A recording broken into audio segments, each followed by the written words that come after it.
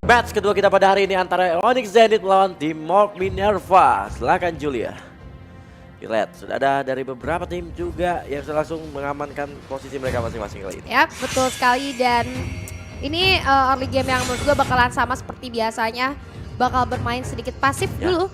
Karena balik lagi, mereka jungle-nya sama-sama marksman nih ya, Pong. Jadi dengan adanya dua jungle marksman, otomatis mereka harus bermain sedikit lebih sabar karena marksman butuh waktu untuk mengumpulkan item. Sementara dari arah Crunchy dan juga adanya Sin di area bottom lane atau XP lane-nya, itu dua-duanya bermain dengan cukup aman satu sama lain. Mereka tahu komposisi masing-masing dari hero mereka ya.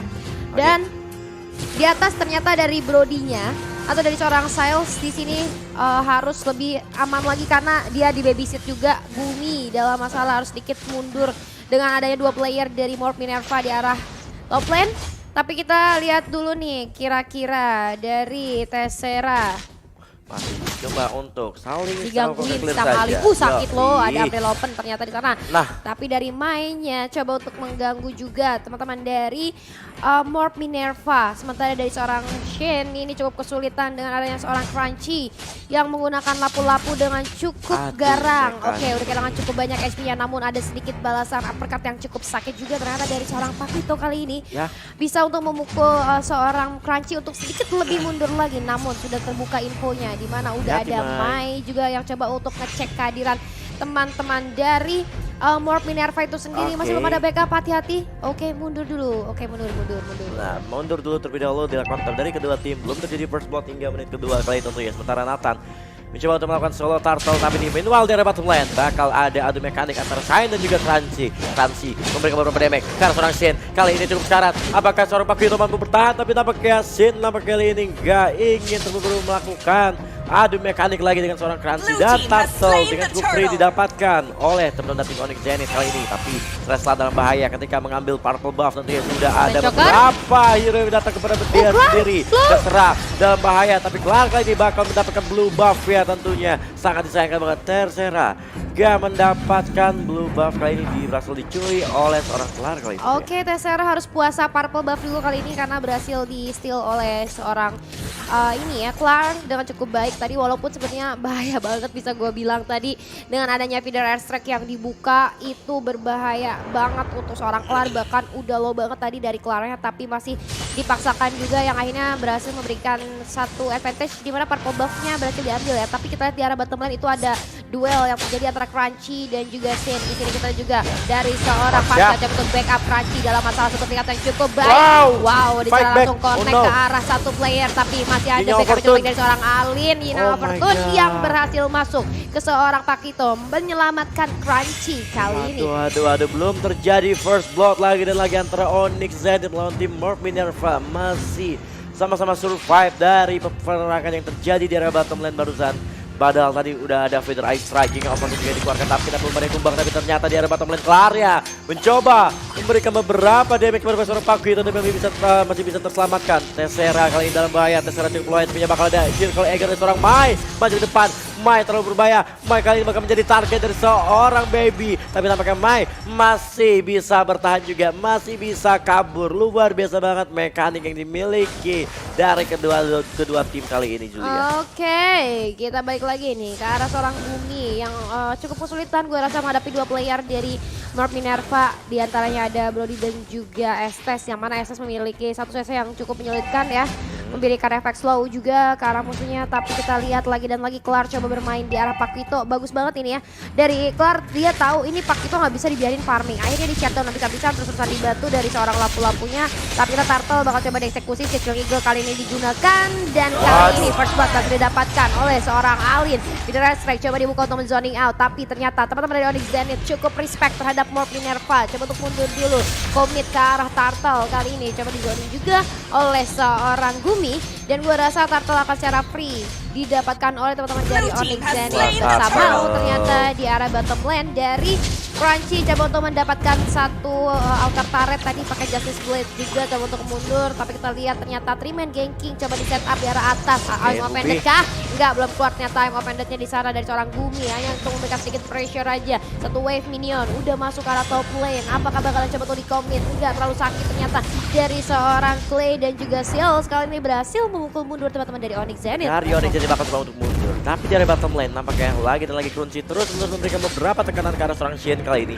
Walaupun seorang Shen kalau nampaknya menurut gua cukup terpojok, sementara ada Kagura yang menunggu. Langsung aja yang overton connect langsung Tessera, langsung saja hilang begitu saja di tangan seorang Alin menggunakan Kaguranya. Meanwhile di arah top lane, tapi kali ini kalau lihat Gumi dan juga Mai masih terus mencoba mempertahankan turret mereka di area top lane, tapi sementara Clara bakal datang dengan Nathannya, bakal coba langsung dieksekusi seorang Clay. Begitu saja langsung hilang lagi dan lagi. Nathannya terlalu sakit, double kill untuk Clara dari tim Onyx Zenith kali ini. Oke, Screaming Eagle yang on point dan juga I'm Offended yang berhasil mendapatkan dua player dari Morph Minerva kali ini. Kita lihat dalam masalah Parsia harus sedikit lebih mundur atau Baby Lupalin nggak bisa untuk mendefense outer turret di arah top lane. Sementara itu, di arah bottom lane juga pelaku ternyata terlalu offside kali ini berhasil di take down oleh Feeder Archer yang telah dikeluarkan oleh Baby Lupalin.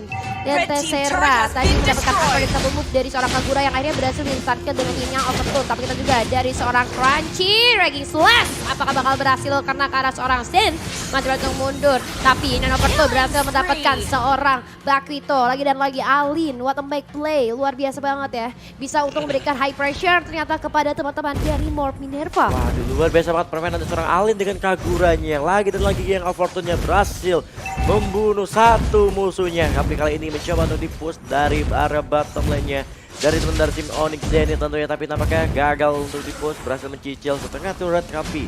Meanwhile di area mid lane juga teman-teman dari tim Onyx mencoba untuk melakukan push juga di bagian midnya, tapi mencoba untuk defense lebih dahulu. Ternyata turtle ketiga lagi dan lagi didapatkan oleh seorang Clara dengan Nathannya. Tapi kali ini kita lihat juga Purple buff mencoba untuk diambil tentunya dari teman dari tim Onyx, tidak diberikan kepada seorang Tessera yaitu sanksinya, tapi tampaknya lagi dan lagi mendapatkan satu buah Feeder Strike kali ini menuju ke orang Gransi, tapi ada lagi dan lagi Ying yang fortune-nya yang langsung connect terhadap seorang Parsia. Parsanya pun berhasil di pick off dengan mudah begitu saja Julia. Oke, di menit ke-7 jalan ke-8 kali ini Onyx Zenith sudah unggul sekitar 40 gold, bahkan outer turret sudah hilang semuanya milik Morph Minerva. Begitu pula dengan inner turret di arah bottom lane. Di sini keunggulan semakin bertambah untuk Onyx Zenith. Hati-hati, ada satu trapping yang dilakukan. I'm Offended berhasil menarik satu player. Screaming Eagle digunakan kali ini karena seorang Siles, tapi ada Monte Choker yang coba dibuka. Dan seorang Matilda berhasil pick up satu playernya, yaitu Brody atau Seals yang harus hilang dari Land of Down. 4 versus 5 kali ini menambah keunggulan gold yang dimiliki Onyx Zenith menjadi 7.000 gold atas Morph Minerva. Waduh, cukup unggul banget dari teman-teman tim Onyx Zenith dari segi gold dan juga dari segi turret yang udah berhasil mereka amankan. Tapi kali ini lagi dan lagi Ying opportunity connect unstoppable untuk Alin dengan Kaguranya. Langsung saja coba untuk di-push, tapi ternyata masih menunggu wave minion itu dia.